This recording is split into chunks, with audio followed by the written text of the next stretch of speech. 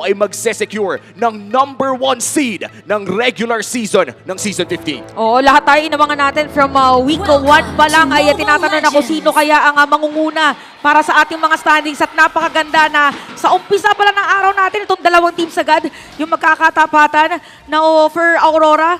Inaabangan din ng mga tao kung ano nga bang bago doon sa kanilang pinaka-rotation at kalmalicious lang muna. Kalma lang muna. Masyado tayong Prime na-hype. time Saturday.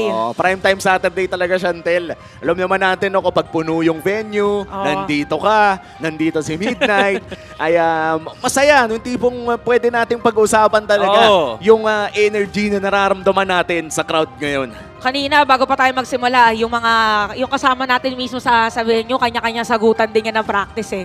Isipin mo practice pa lang nagsasagutan na, paano pa kaya mamaya magtotoong team fight? Seconds, kung may di ba may mga golden plates?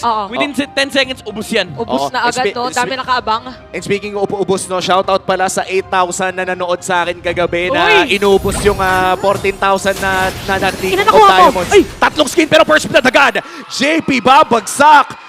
Wow! Kakapasok pa lang ganun agad. Ayan yung sinasabi natin mga sigaw. Sumisigaw na agad yung mga viewers natin, mga supporters dito sa ating venue at mainit yung nangyayari. So, for Aurora dito, very minimal lang yung kanilang kalamangan. Ganda nung concept dito nung ka-lead pick nung Aurora. Kanina iniisip ko yung team fight aspect lang, pero ngayon nakikita ko yung early game aspect kasi ang gusto rin ng Kalea is makapagsapakan ng early game. Kaso, mahirap makipagsuntukan sa ka-lead kasi lalamang at lalamang yan, pero to, level 2 na. Okay, may sasakyan agad! Naku boys, ang hit na lang sana! Makakatakas si Renny J, pinasok, flicker! Pero mapatay lang naman si Renny J. Pero kung ikaw si Renny J, okay na yun. Si Ohe, pinapatay mo eh. Grabe, nilagay sa hit list. Oh my G! Renny J, within 2 minutes, Midnight nakahanap ng dalawa. Grabe, the counter pick is real. Yung Kalea kanina sa mid, binigyan nila lamang na lamang yung ka-lead level 1 ngayon. Even though si JP yung nauna doon. Ang problema si Ohib naipit. Okay na nasa top lane ka naman sa bottom lane. Pero napakaganda na sagot. Hindi na nakagalaw mga players dito ng Aurora. Kaya TLPH, ito yung sinasabi nating epic rivalry. Anong may magandang set for Aurora? Kami rin gagawa sa may bottom lane. Nilabas na si Ninetales. Hindi na nga kinailangan maglabas ng video bomb. Yung saktong flash combo lang kinailangan para makadalawa. Kaya naman sisimulan na ng TLPH ang turtle na ito. Pero nandiyan si Renny J. You in the corner as well. Edward, papasok nga ba? Halos wala na buhay pero may bibigyan ng dalawang players na dito pumasok. Kailangan ng shadow kill. Pero si Renny J makakuha ng pagong. Habang wala naman ng buhay, Kyle TZ is down. Nandito pa si Sanji at si Sanford. Kakayanin ba nila yung sustain? Kakayanin ba nila yung damage? Bumubuhat din na si Yue. Si Edward naman nandito na. Sanji may double kill. Para din sa badang. Hindi tatamaan pero si Sanji makakatakas doon. Pero mainit. Dito yung Aurora. 1,000 na yung kalamangan. Hindi ko na kaya. The mechanics. Yung mga nakikita ko mechanics, ang lalala. Kung ikaw ay international viewer, kabahan ka na. Ito yung mga team na contender para sa MSC. Wala pang 3 minutes at mukhang papasok na naman si JP. 8 kills na agad ang ating natong papasok ba? Hindi naman, kalmado pa. Kalmado lang. Sabi siguro ni Domen kahit hindi 2 minutes pa lang, kailangan kalmado yung hindi dapat mainit yung ulo ko. Sabi ni Coach, par muna. Pero alam mo, ang dami nangyari kanina doon eh. Yung reverse play ni Carl TZ, napakaganda ng timing ng beast form. Nasi-immune niya yung sapak ni Edward. Kaya naman nakagamit kagad siya. Nakapag-basic attack kagad siya ng dalawa. And then nagamitan niya ng first kill yung Aurora. Pero even after that, dahil alam nila walang ultimate yung Lucas, kinonest talaga ng Aurora yung turtle ng TLPH. That's the macro aspect of the game. Wala yung advantage ng TLPH sa turtle pit. So, full engage para sa Aurora. And if I'm being honest, no, Midnight, I think this is one of the fastest paced games na napanood natin. Within 3 minutes ay nakakita na tayo ng 8 kills. At tuloy-tuloy lang ang laban natin. Kaya naman sisilipin ang Infinix in-game equipment, Chapsuy build para dito sa Glue. Pero Thunderbelt Rush naman para dun sa Badang. And ito yung mga standard builds na nakikita natin ngayon throughout the Land of Dawn, honestly. Yeah, hindi pa mga ganun kalaki yung advantage dito ng Aurora. Nakasplit yung gold lead na meron sila dito. But for sure, masayang-masaya dito si Doming Kite, especially with the nature of the matchup na alam mong lamang yung Moscow pagdating sa late game kasi meron pa silang macro aspect na or macro advantage na tititigan. Pero for TLPH, hindi rin naman sila ganun katakot sa pagkakabehind nila kasi pagdating naman sa mid-game team fights, ang laki nung team fight advantage nila. At hindi naman kasi ganun din kalaki ang gold lead ng Aurora right now. Only a 2,000 gold lead. Pwede pang pumalag dito ang TLPH kung sakali pero pumipera lang si Doming kahit sa baba. Grabe, may kita natin pumasok nga dito si JP. Sino masasetapan nila? May counterplay naman para dito kay Renny J. Si Cartizzi makakakuha din ng bagong. At TLPH ngayon, sino naman dediretso makakabawi yata sila. Yue. Nag-flicker in pa para habulin din si Yue para makakatakas na siya. And this time around, from 3-5, naging 5-5 na yung ating kill score. And turtle napunta, TLPH. And it cuts the lead to just 1,000. In fact, under 1,000 na lang para sa Aurora Gaming. Napakalapit po ng larong ito at mukhang nagka-counteran lang talaga ang dalawang teams. Yeah, ngayon TLPH, alam nila, ito na yung timing nila ngayon. 5-minute mark, online na yung Lucas. Pwede na rin nilang gamitin yung Kimi for the team fights.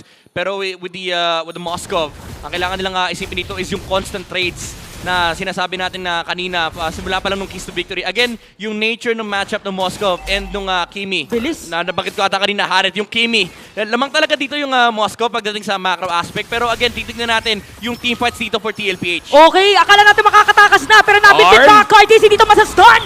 And it's gonna be kill para na kay Edward habang si Demon kahit may sariling target din pala dun sa ilalim ng Tori dun sa may bandang gitna. So 2 players down sa side ng TLPH. Hindi na umabot si Kurama. Kumbaga natapos na, hindi na nasamon yung chakra. Pero si JP papasok, di mo kahit hinahanap. Pero mukhang hindi niya maiaabot ito. 49 seconds bago lumabas ang ating pinakahuling pagong ng laro. At mukhang kakalma muna ang Land of Dawn.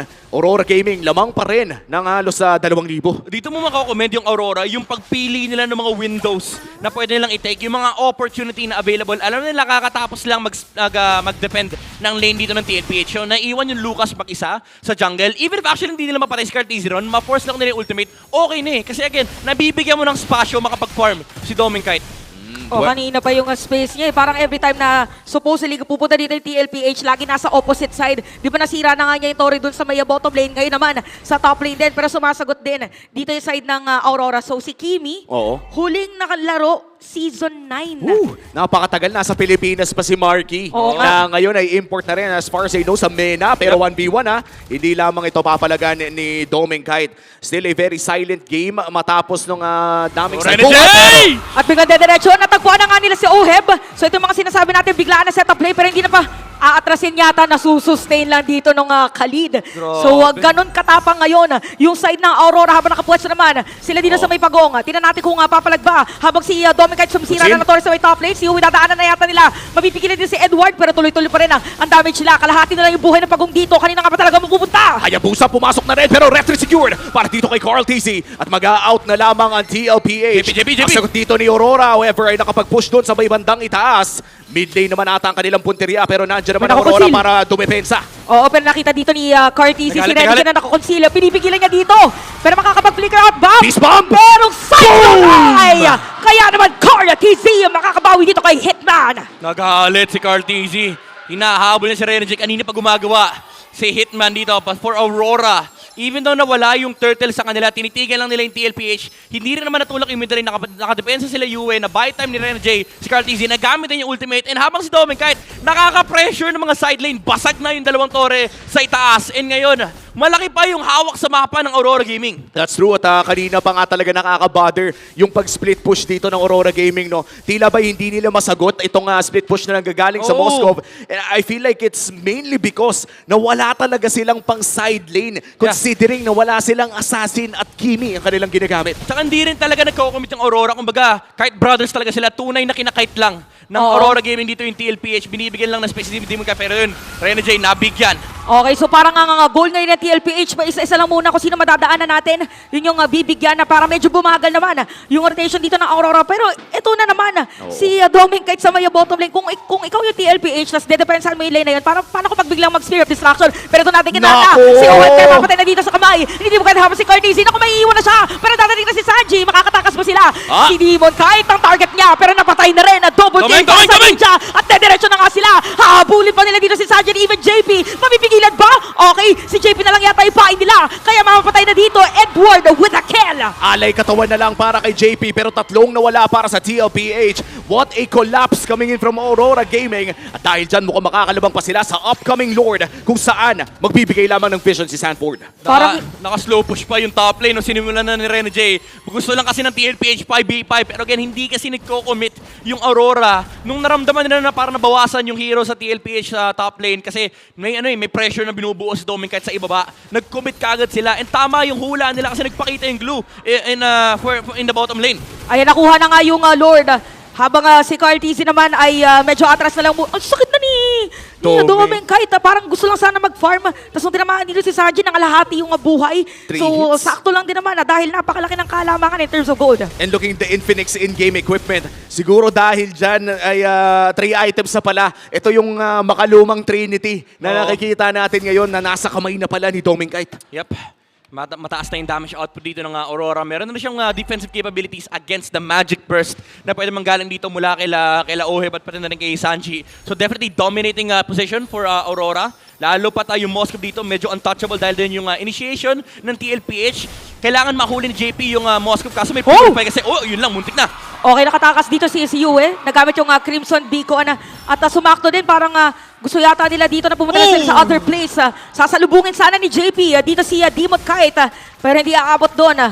Oo. Yung kanyang ultimate. Medyo nagkamali ata ng read ng DLPH o nasaan nga ba ang mga kanilang target. Kaya naman with this Lord push, wala pang flicker si JP. Potentially breaking for Aurora Gaming. Kaya naman hihintayin nila na ang pagpasok ng Lord dito. Kakalmahan ng Aurora yung pagpasok. Oo, ang hirap nito para sa TLPH kasi literally untouchable si Domeng kahit lalo wala na yung pang-zone ng glue with the split. Hindi na ito yung dating glue. Wala yan. silang frontline. May kita natin na mag-free hit lang muna dito si Domeng Kite. At grabe pa rin yung disiplina. Maninig ka na nga dito ni Carl Lang! TZ. At sabi natin, hindi mabibigil si Domeng Kite. Hindi na mapupuntahan. Pero biglang tinalunan. At dahil dyan TLPH, sila naman yung aabante. Saktong-sakto, parang mission accomplished para mapigilan yung kanina pa sumisira ng mga tore nila. At nag-purify si Domeng Kite doon. Paano pa rin napitas yung Moskov na nakapag-purify? Dito mo ma-appreciate yung TLPH. Sobrang bilis nila mag-punish. Nag-dash si Domeng kahit nagko-cooldown kasi yung kanyang dash. So pagka-dash niya, si Carl TZ sakto, bumasic attack sa minion wave. Nakadalawa siya. Nung nag-dash si Domeng kahit nag-ulti kaagad and nag-dash din si Carl TZ papunta sa Moskov and immediate first kill combo mula doon sa Lucas and sinundan pa siya kaagad ni Sanji kaya napatay kaagad nila yung Moskov. Napakasakit pa naman ng flash combo kapag naka-damage build ang isang Lucas. Yan yung literal na unang kalmot ay most likely.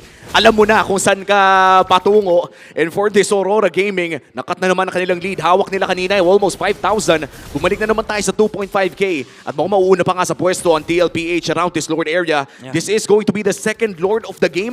Kaya naman mas makunat ito at mas masakit ang pagdamba sa ating mga tore. Parang yung itong dalawang teams natin, saktong-sakto doon sa sinasabi niya na okay lang kahit lamang isang team pagdating doon sa early game, pero yung pinaka-importanting Lord sa'yo mapupunta, parang ganun na tayo or papunta na tayo doon sa parte na yun ng laro natin. Yeah. Ito may pang-counter ng split ng slow lane. Dito yung TLPH, nakaabang lang din si Carl TZ, covering up Oheb para hindi ma-pick off yung kanilang Kimi. Pero Aurora, if makontrol nila yung middle lane and makita nila na wala dito si Carl TZ, baka i-burst lang ni Demon Kite yung Lord. Okay, nakita natin na Sanford, sila. Sanford. Magagawa pa sila Sanford. ng play. Si Sanford nga kanila mapupuntahan. Makakatakas ba? Napadaraan. Habang patarin na dito Wow! si Jim and even Sanji sabay disengage. This time around, TLPH yata nakita natin yung conceal. Pero masasalubong agad ni US. So ang dami mga Carl! resources na nakuha. Madidikita na nga dito si UN. Makakatakas ba siya? Grabe yung tinangal ni Bang! Crimson Beacon. Pero biglang bulaga. Edward! Dito sa damage ni Carl TZ. Habang na diretso naman, napakaganda pagpasok doon para kay Renny Carl! Jim. Grabe, tuloy-tuloy si Dominic kahit biglang dumating doon sa may bandang harap. Oo. Kanya-kanyang free hit na to. Bumaba na pa nga si Domeng Kite, pero ang dami nang humahabol sa kanya. Kakatin nga pa, pero tumatama na rin si Oheb dito. Nakakapagdash palayo, pero doon sa likod ay papasok nga rin ang kanyang mga kakampi. Si Edward buhay pa rin, pero yung Imoy nawala na. Domeng Kite, buhay pa rin hanggang ngayon. Lumalaban pa rin sila. Edward na dito makakakabot ba? Ginamit na yung flicker.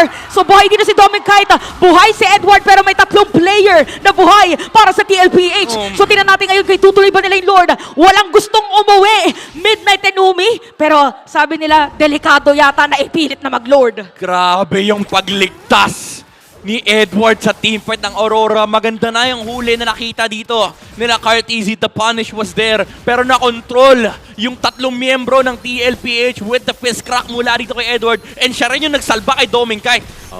Tingnan natin kung makakaabot ba doon sa may Lord. Di na makakapag-contest pa. So successfully, masesecure yan ng Aurora sabay diretso pag-secure ng mga lanes nila. And this is the second Lord na mahahawakan ng Aurora Gaming. At sa kapangyarihan ng isang Moskov ay most likely ay makakakuha sila ng inhibitor turret out of this Lord push. Sa pagsilip natin sa Infinix in-game equipment, no, medyo nagtatank build na ang Lucas ng side ng TLPH which is Carl TZ. Oo. Mukhang alam niya na hindi pwedeng full damage ang Lucas dito. Yeah, Kasi alam niya, kayang-kaya siya patay ng Moskov. Definitely kartable din yung kanyang hero. So, habang kinakay siya, might as well deal some bit of damage with the Blade of Armor para hindi ganun ka-dominating yung stance dito ni Dominkite. Kasi mararamdaman ni Dominkite habang tinitira niya yung Lucas na masakit din siya. Kasi babalik sa kanya yung damage niya. Oh, and hindi rin kasi advisable na mag-build na maraming HP dito, no, considering na ang Trinity dito build ng isang Moskov ay talagang bumabakat sa mga high HP targets. Kaya naman for TLPH, isang depensang malala na naman. Kompleto pa naman ang kanilang mga inhibitor turret, pero mukhang kailangan nilang magbigay ng at least isa with the way the waves is controlled by Aurora Gaming. Oh, tsaka kailangan dito maging prepared din sila dun sa follow-up na suntok from Edward kasi parang laging mas nasiselyuhan. So, yung kit naman dito ng dalawang team ay saktong-sakto lang din for a team fight. Pero may immortality na dito si Rene J. Oo, mukhang papasok naman ang mid lane na kaliwa ng kote o na kanan ng Lord. Kaya naman magiging kalmado ang pagdepensa dito ng TLPH. Not much aggression na namumula dito sa Aurora Gaming. Mukhang susubukan po nilang pumiso pa ng isa. Pero medyo may pagkadelikado na itong parte na ito para sa Aurora Gaming. May Lord Wave pa naman din sila, pero umalis na si Edward. Ay! Uy! Okay, sumakto, ginamit yung flicker. Hindi na makakatakas dito si Yue. Habang si Dominkite naman, makakapag-dash away. Makakapasok din si Kim sa may record, pero makapatay na siya dito ni Oheb. This is it. Habang si Demonkite tinahabol si Oheb, nag-quad shadow pa nga. Cartesi hinahanap si Rene J. Oheb! Pero si Oheb dito, makukuha pa rin nila si Rene J. Double kill para sa kanya. May iwan na rin dito si Edward. Na-shutdown na rin dito si Demonkite. So 4 players down sa side ng Aurora at biglang bumaliktad. Yun ang nangyayari sa ating mapa. Kaya ba? Endable ba? Si Yue lang yung mag-i-spawn in 10 seconds. Medyo malayo pa si Dominkite. Oh no, 5 seconds para dito kay Yue. Edward, ano ang gagawin ni Mr. Consistent para patagalin ang depensang ito? Sobrang bilis na pagpasok JP! nila. Tapos dito nakapag-imbue na nga si Edward. Dumating na si Yue. Hindi makakapasok. Halos wala buhay mga players din ng TLPH. Ito na ba yun? Yung pagpawi ng Aurora, ginamit na rin yung Winter Crown! Oh! Balik! Spear of Destruction! Balik! Kaya bumalaga sa harap! Kaya ba ng damage ng Aurora? Bumili pa ng Immortality! Pero hindi na makakatakas pa! Unstoppable! Para dito kay Oheb! Naging 2 for 2 yung trade pero kailangan mag-back. Nakakita Yamin tayo ng yan! minions kahapon. Di pa bawi. Papawin pa ba ni Edward? May lalabas pa na minions. Kalahati na yung buhay ng base. At ang sigaw na laban ngayon, Minions yata! Pero makakatakas! Makakauwi! Dalawang Ako ba? Minion yata! Dedepensahan! Dito na TLPH! Sakto merong Lord sa lahat na nanonood! Hingang malalim! Dahil mahaba pa ang laban na to! May Lord reset muna na magaganap. Kamunti ka na. Kahapon nakita nating nalaglag ang Omega sa Minions pero hindi mangyayari yun ngayon sa ating game number 1. Si Stanford ang hahawak. Demonkite nakaharap ng isang Cartesi, low HP na. Walang immortality na available. Makakatakas ka pa! Tapos babalik, si Rene J dito mabibit-bit. Pero ginamit na rin dito yung Raging Sandstorm para mas mapalayo si Stanford. Ito pala yung bait nila. Nagamit na yung Spirit Destruction. By the way, si Stanford nandun pa rin sa may batalikod.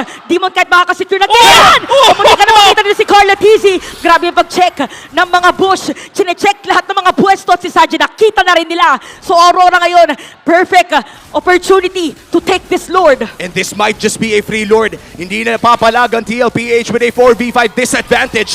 Kaya naman Aurora Gaming na naman ang makakakuha ng ating third Lord of the game. Hindi man ito yung Evolved Lord, ay napakasakit pa rin ng lalabas na upcoming Lord. Sobrang dami nangyari, Omi.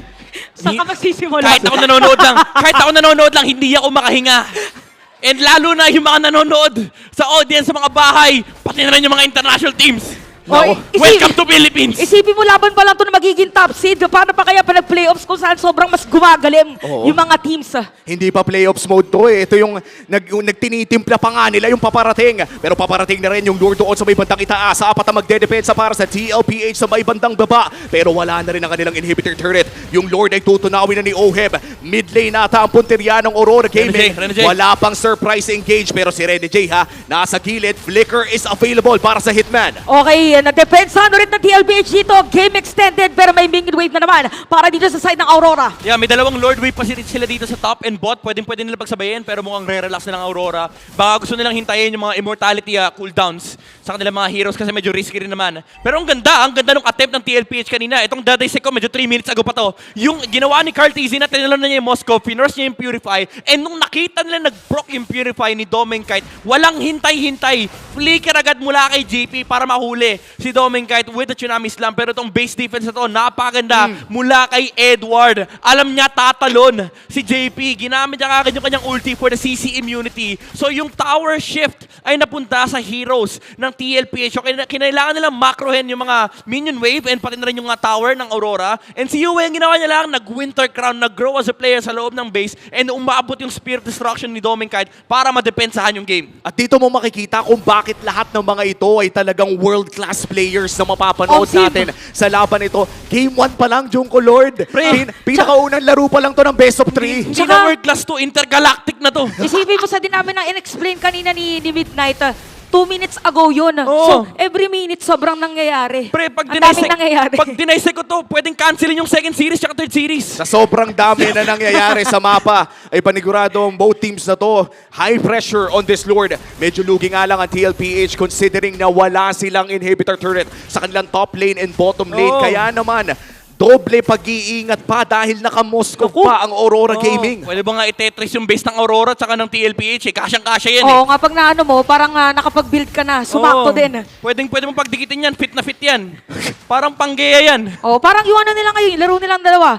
Fit na fit din sa Tama. isa't isa talaga nagkakasagutan. Alam kaya ng TLPH na nandito yung Aurora, pero disiplina pa rin pa iiralin. Oo. Siguro sa Aurora, sabi nila may Lord kasi Oo, pero- ng 13 seconds. Pero yung unang sumilip, nakita na nila. Oh, ayan ang maganda sa mga jungle camps nagbibigay ng additional na info. Kalabitin mo ng konti, ituturo niya kung may tao nga ba na mas malapit. But this is it, the Evolved Lord. And this might just be the last Lord of the game. Let's be honest, halos lahat ng mga Evolved Lord, kung sino mang mga kuha, ay siyang nananalo ng larong ito. Oo. At mukhang mauuna sa pwesto ang kupunan ng Aurora Gaming. Yep, malaking advantage siya kung sino man makakuha kasi again, butas na yung kanilang mga base. Once na lumabas yung Lord, malaki yung impact sa base defense and sa base push. Medyo malaki lang yung kalabangan if Aurora yung makakuha since dalawang side lane yung butas sa TLPH. But, ang nakakatakot kasi dito, pag nakuha, parang parang that's it eh. Oo, Oh, pwede na diretso yun eh. Mataas yung chance na mananalo din sa teamfight. Pero na-reveal si Sanford ay nandun sa may top lane.